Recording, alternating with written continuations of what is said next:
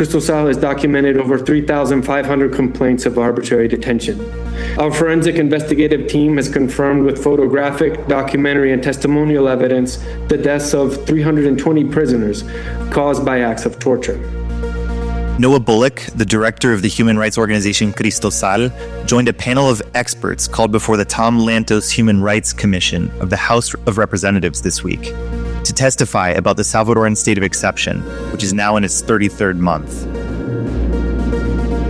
I'm Roman Gressier, the editor of Faro English. This is our weekly podcast, Central American Minutes.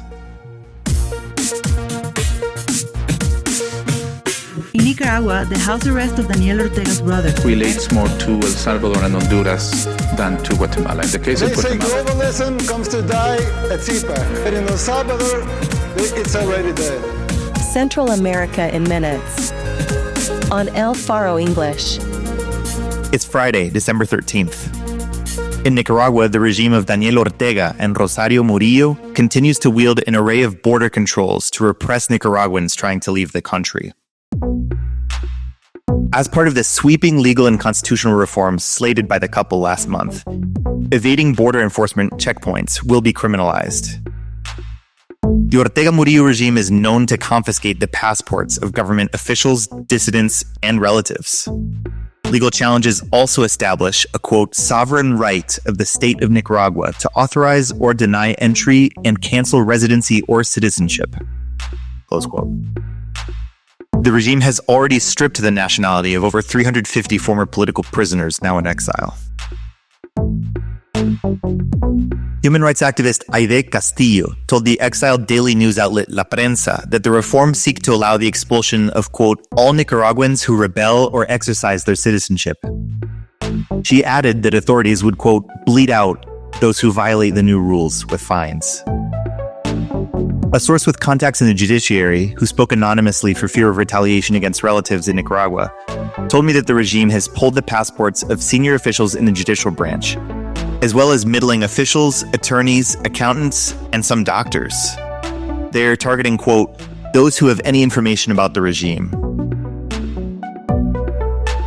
The passport repression goes hand in hand with house arrest, like former Supreme Court President Alba Luz Ramos, a longtime Ortega loyalist who was removed from her post in October 2023, accused of corruption, and held at home for months. The regime is leaving no room for doubt that they control who comes and who goes.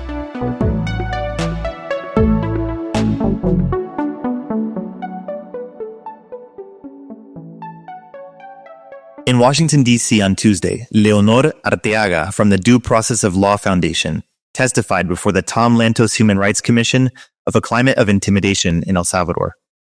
To understand why the state of exception remains in force, we must understand that while it has been sold as necessary for crime reduction and public safety, it is actually being used to maintain control of the population and generate fear.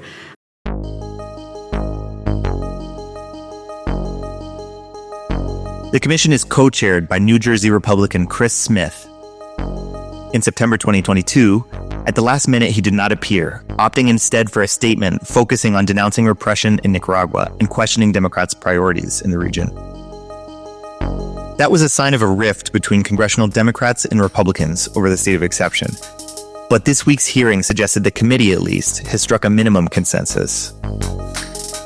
Smith voiced concern over the denial of fair public trials and prison conditions. I do believe that there needs to be a movement to recognize that we do not want to ever see anywhere in the world, including El Salvador, innocent people who are languishing in any prison, anytime. Bullock of Cristosal provided figures. Our legal team has analyzed 1,178 cases of detentions during the state of exception to assess the legality of the detention and the criminal proceedings brought by the state. In 100% of the cases studied, we found no legal basis to justify the detentions and no individualized evidence to substantiate the criminal case against the accused. By citing the State Department's own congratulation of Bukele for the February election results, Smith skirted the consolidation of executive control in El Salvador, gerrymandering helping the ruling party take all but 4 elected positions, and the violation of a half-dozen articles of the Constitution explicitly prohibiting Bukele's second term.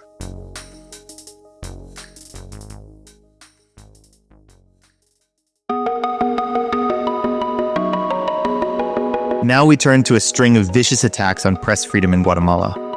Last night, 6 journalists and 3 columnists who were criminalized for covering the trial of leading publisher Jose Rubén Zamora or working for his defunct paper, elPeriódico, were notified that a court is trying to reactivate the charges of obstruction of justice made 2 years ago against them. Many of them are now in exile for their writing about the trial.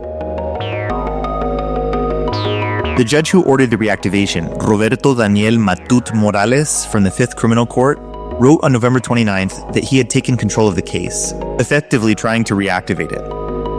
But as exiled journalist Alex Baldes, one of the defendants, told me, one of Matut's superiors on the court had already dismissed the case in January, leaving the defense flabbergasted at the reversal. The order came 2 weeks after a court also ordered Zamora back to prison. He's been under house arrest pending retrial on trumped-up money laundering charges since October. A judge had released him on the grounds that his 813 days in preventive prison violated his due process rights. But a month later, the Supreme Court is still weighing whether to send him back behind bars.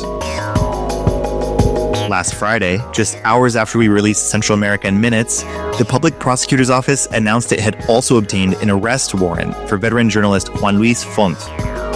This is the 3rd warrant since 2021 against Font, a former director of elPeriódico, who runs the leading radio news and opinion program Con Criterio.